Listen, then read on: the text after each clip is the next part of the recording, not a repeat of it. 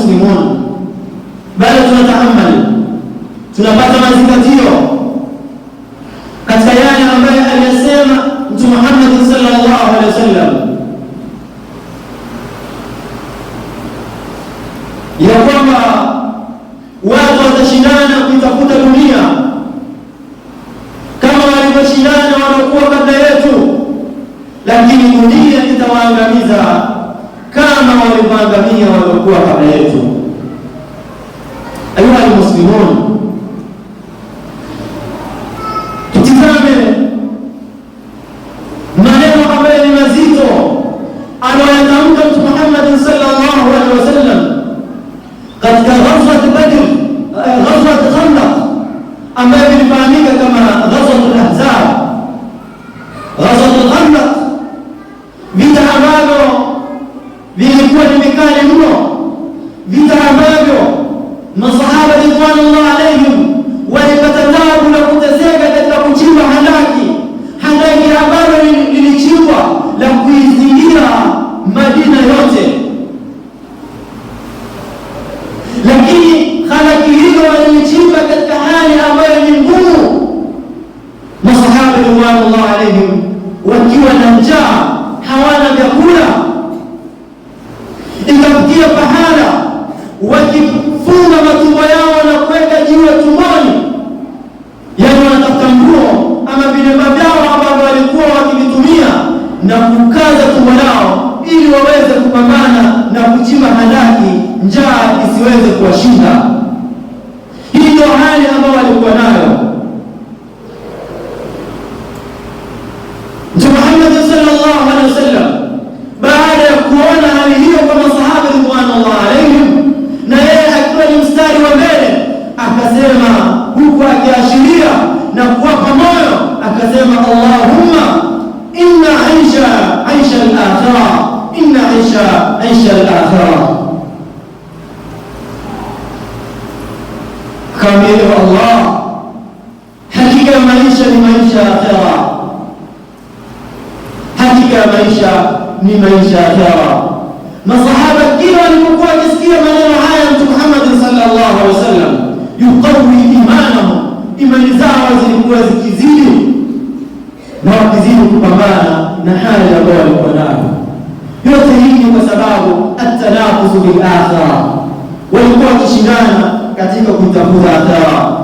Wa yaqulu jalla wa ala, na Allah subhanahu wa ta'ala anasema ya kwamba man kana yuridu al-hayata ad-dunya, Allah subhanahu wa ta'ala akiongea na umma wote duniani akisema ya kwamba man kana yuridu al-hayata ad-dunya wa zinataha, yule ambaye anataka maisha ya kidunia na mapambo yake, nuwaffi ilayhim a'malahum fiha, tutampa na kumfungulia hiyo dunia, wa hum fiha la yunqasun, na wao hawatapunjwa hata kidogo katika hiyo dunia.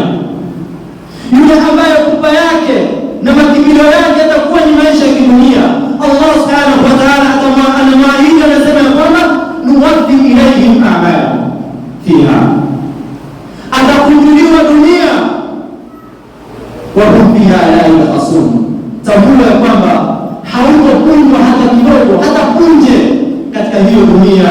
Lakini mwisho, ulaika alladhina laysa lahum fil akhirati illa an-nar, mwisho Allah anasema ya kwamba watu ambao aina hiyo, laysa lahum fil akhirati illa an-nar, hawana ambacho watakimilika akhira isipokuwa ni moto. Wa habita ma sana'u fiha wa batilu ma kanu ya'malun, na yataporomoka yale ambayo wameyatengeneza ya kidunia, wa batilu ma kanu ya'malun, na yatabatilika yote akhira wakifika yale ambayo walikuwa wakiyafanya. Lengo lao lilikuwa ni kushindana kwa ajili ya dunia, ili aonekane mambo bas harakana yamliku kadha wa yamliku kadha wa yamliku kadha liajli dunia, aonekane fahari kwa ajili ya maisha ya kidunia, anamiliki kitu fulani, anamiliki kitu fulani liajli dunia la liajli al-akhirah, ili kwa ajili ajili ya dunia, si kwa ajili ya akhera. Ndugu zangu Waislamu, huu ndio mwisho wa watu kushindana kwa ajili ya dunia, wakaacha kushindana kwa ajili ya akhera. Mbeleni tuko na mwezi wa Dhulhijja, watu ambao wanaenda kutekeleza ibada za hija, wale ambao wamejaaliwa. Lakini wewe ambaye mwaka huu hukujaaliwa, basi tia nia yako, kama una uwezo wa kutekeleza ibada ya haji, tia nia yako mwakani uweze kutekeleza ibada ya haji. Lakini kama una uwezo wa kutekeleza mwaka huu, nenda katekeleza ibada ya haji. Ni ibada ambayo ni adhimu, ni nguzo miongoni mwa nguzo za Uislamu. Fahadha awalan. Wa thaniyan, jambo lingine la pili, katika mwezi huu wa Dhulhijja kuna ibada ya kuchinja. Wengi wetu tunakuwa na uwezo wa kuweza kutekeleza ibada ya kuchinja, lakini tunarudi nyuma pasina kutambua ni fadhila gani ambazo tutashindana nazo kwa ajili ya kupata malipo ya akhera katika kutekeleza ibada hiyo ya kuchinja. Ndugu zangu Waislamu, wewe kama una uwezo wa kuchinja, hebu tia nia yako kwa ajili ya kutekeleza ibada ya kuchinja, wala usirudi nyuma.